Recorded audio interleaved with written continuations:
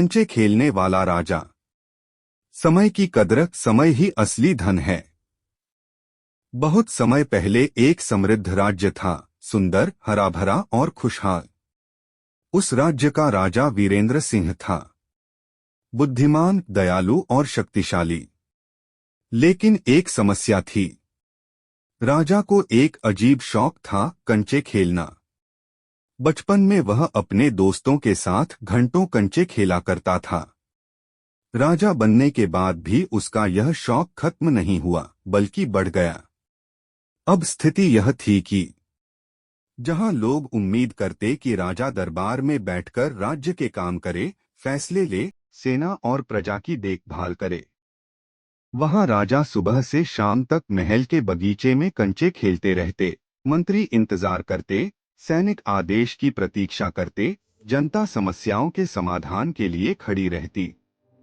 लेकिन राजा कहता, बस एक गेम और। फिर काम शुरू, और यह एक गेम कभी खत्म नहीं होता। कुछ ही महीनों में राज्य की स्थिति बदलने लगी। खेत सूखने लगे क्योंकि सिंचाई पर ध्यान नहीं दिया गया। व्यापारियों ने कर बढ़ा दिए, जनता परेशान होने लगी। पड़ोसी राज्य सीमा पर सेना बढ़ाने लगी। चोरियां बढ़ गईं, खजाना खाली होने लगा। मंत्री बार बार राजा को समझाने की कोशिश करते, महाराज, समय बहुत मूल्यवान है, राज्य के कार्य पहले हैं। लेकिन राजा हंसकर कहता, अरे, पूरा जीवन पड़ा है काम करने के लिए, अभी थोड़ी मस्ती भी जरूरी है। और फिर कंचे उठाकर खेलने लगता। एक दिन राजा बगीचे में बैठा कंचे खेल रहा था। वहीं उसके सामने से एक बुजुर्ग साधु गुजरे, सफेद दाढ़ी, कमजोर शरीर, लेकिन आंखों में चमक। साधु ने देखा कि राजा कंचों में डूबा हुआ है, जबकि दरबार खाली पड़ा है। साधु धीरे से बोले, महाराज, क्या आप बच्चों की तरह कंचे खेलकर अपना समय बर्बाद कर रहे हैं? राजा को गुस्सा आया, मैं राजा हूं, जो चाहूं कर सकता हूं।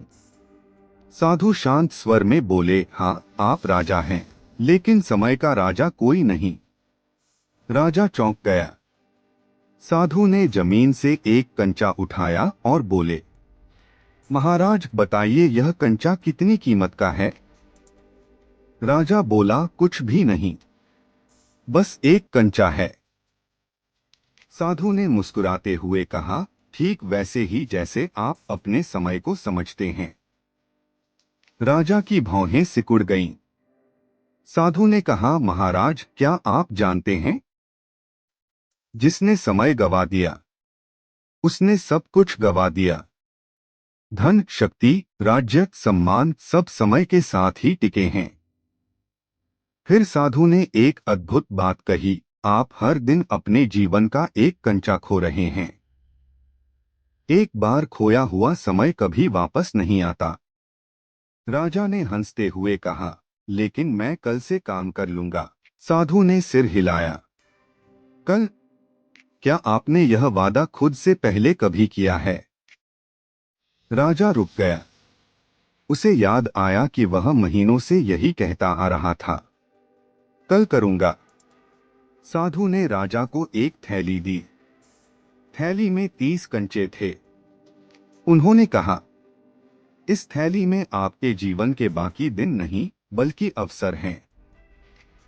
हर दिन एक कंचा निकालकर फेंक देना और सोचना कि आपने उस दिन क्या हासिल किया।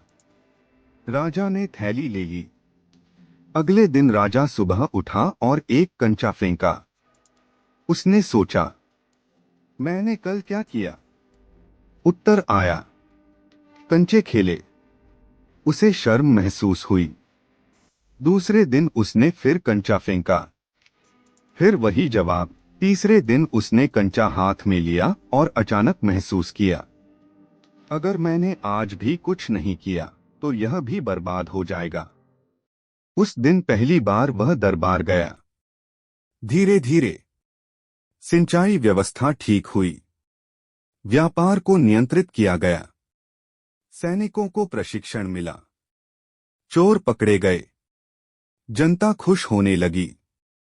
राजा ने कंचे खेलना बंद नहीं किया, लेकिन समय तय कर लिया। सुबह कार्य, शाम मनोरंजन। अब राज्य पहले से अधिक समृद्ध हो गया। कुछ महीनों बाद वही साधु वापस आए। राजा ने उनके पैरों पर हाथ रखा और कहा, आपने मुझे जीवन का सबसे बड़ा सत्य सिखाया है।